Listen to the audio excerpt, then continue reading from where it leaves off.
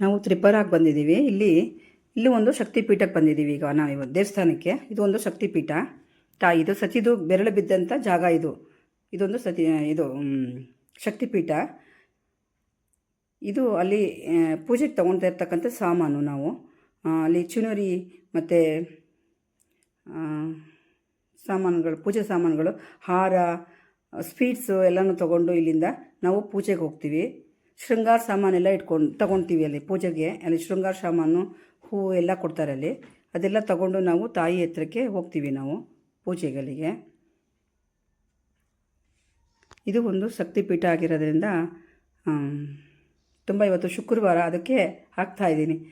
ಒಳ್ಳೆ ಹೇಳೋಕ್ಕಾಗಲ್ಲ, ಅಷ್ಟು ಒಂದು ಎನರ್ಜಿ ಬೂಸ್ಟ್ ಆಗೋಂಥ ಜಾಗ ಇದು ಒಂದು ಶಕ್ತಿಪೀಠ.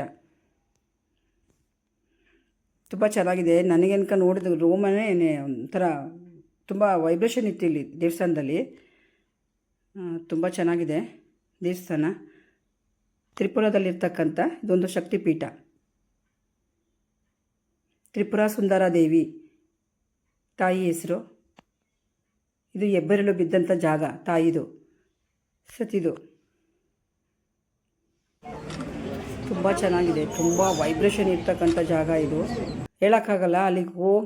ಅಲ್ಲಿ ಹೋದ ಮೇಲೆ ಗೊತ್ತಾಗುತ್ತೆ ಅದು ಏನು ಶಕ್ತಿ ಅನ್ನೋದು ಆ ತಾಯಿದು. ತುಂಬ ಚೆನ್ನಾಗಿದೆ ದೇವಸ್ಥಾನ ಇದು.